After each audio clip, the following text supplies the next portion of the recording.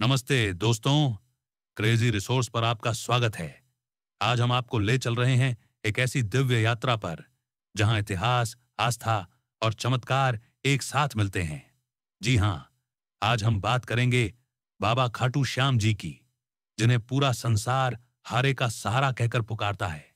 क्या आप जानते हैं कि ये वही महान योद्धा हैं जिन्होंने महाभारत के युद्ध में केवल 3 बाणों से समस्त सेनाओं को विस्मित कर दिया था? क्यों भगवान कृष्ण ने उनसे उनका शीश मांगा और आज कैसे वे खाटू श्याम के रूप में पूजे जाते हैं? ये सभी रहस्यमय तथ्य आज हम आपके सामने लेकर आए हैं। तो बने रहिए हमारे साथ, क्योंकि ये वीडियो आपके मन में बैठे हर सवाल का जवाब देगा। अध्याय 1। बर्बरीक। महाभारत के अजेय योद्धा खाटू श्याम जी का वास्तविक नाम बर्बरीक था। वे महाबली भीमसेन के पौत्र और घटोत्कच तथा अहिलावती के पुत्र थे। बर्बरीक जन्म से ही अद्भुत वीरता, त्याग और तपस्या की प्रतिमूर्ति थे। बाल्यकाल से ही उनमें असाधारण युद्ध कौशल दिखाई देता था। बर्बरीक ने भगवान शिव की कठोर तपस्या कर 3 दिव्य बाण प्राप्त किए थे। इन तीनों बाणों की विशेषता यह थी कि एक बाण से वे अपने लक्ष्य चिह्नित कर सकते थे, दूसरे से सभी शत्रुओं को समाप्त कर सकते थे और तीसरा बाण पहले बाण से लक्ष्य को पहचान कर वापस लौट आता था। केवल 3 बाणों से पूरी सेना का नाश कर देना उनके लिए संभव था। जब महाभारत का युद्ध आरंभ होने वाला था, बर्बरीक भी युद्ध में भाग लेने के लिए कुरुक्षेत्र पहुंचे।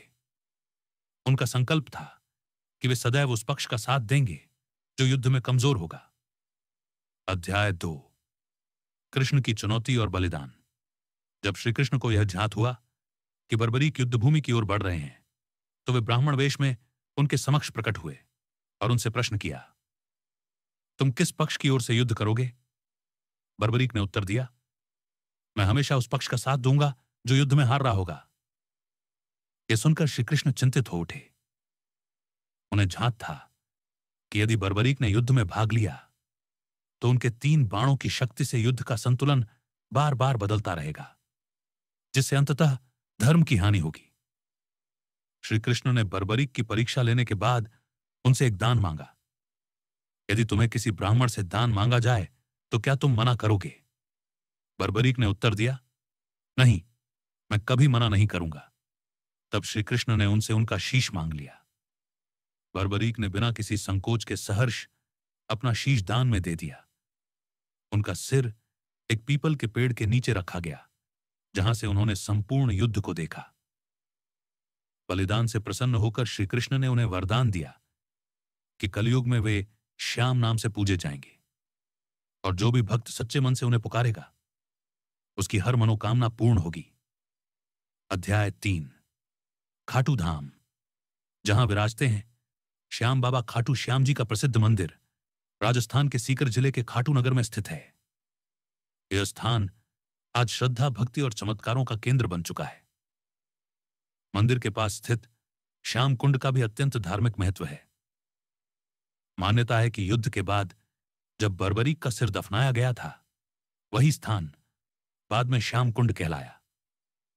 आज भी यहां स्नान करने से रोगों से मुक्ति मिलने की बात कही जाती है। फाल्गुन मास में शुक्ल पक्ष की द्वादशी को यहां विशाल मेला आयोजित होता है, जहां देश विदेश से लाखों भक्त बाबा श्याम के दर्शन हेतु आते हैं। जय श्री श्याम के गगनभेदी जयकारों से पूरा वातावरण भक्तिमय हो उठता है। अध्याय 4।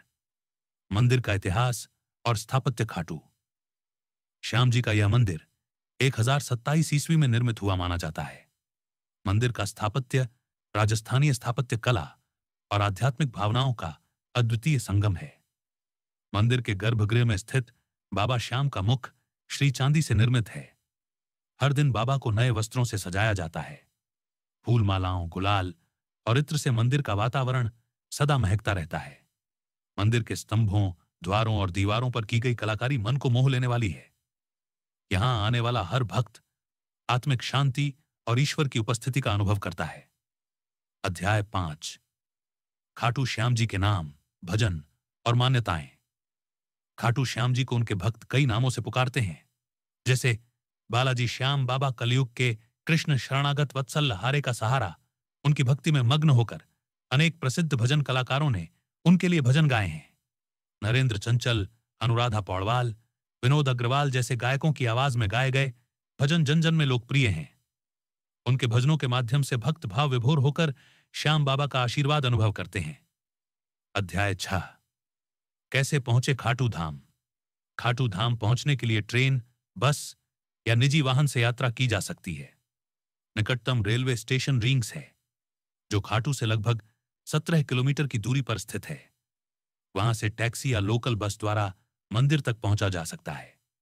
खाटू नगर में भक्तों के लिए अनेक धर्मशालाएं, होटल्स और भोजनालय उपलब्ध हैं, जहां वे ठहर सकते हैं। सुविधाएं सुलभ और श्रद्धालुओं के लिए उपयुक्त हैं। अध्याय 7। चमत्कार और भक्तों की अनुभूतियां। खाटू श्याम जी को हारे का सहारा यूं ही नहीं कहा जाता।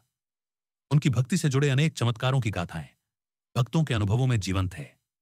कई भक्तों का कहना है कि जब सभी उपाय निष्फल हो गए, तब उन्होंने बाबा श्याम का नाम लिया और उनके जीवन में चमत्कार घटित हुआ। रोगों से मुक्ति, आर्थिक संकट से छुटकारा और मानसिक शांति, हर संकट में बाबा अपने भक्तों की रक्षा करते हैं। ऐसे कई उदाहरण देखने सुनने को मिलते हैं, जहां लोगों ने श्याम बाबा से प्रार्थना कर असाध्य रोगों से जीवन दान पाया। उनकी भक्ति और नाम स्मरण मात्र से भी संकटों का निवारण संभव हो जाता है। क्या आपके साथ या आपके किसी जानने वाले के साथ भी ऐसा कोई चमत्कारिक अनुभव हुआ है? कमेंट में जरूर बताइए।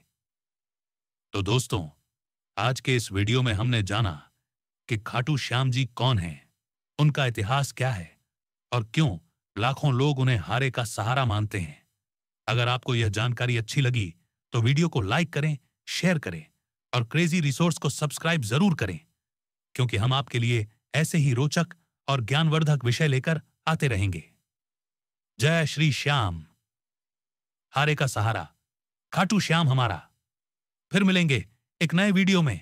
तब तक के लिए नमस्ते।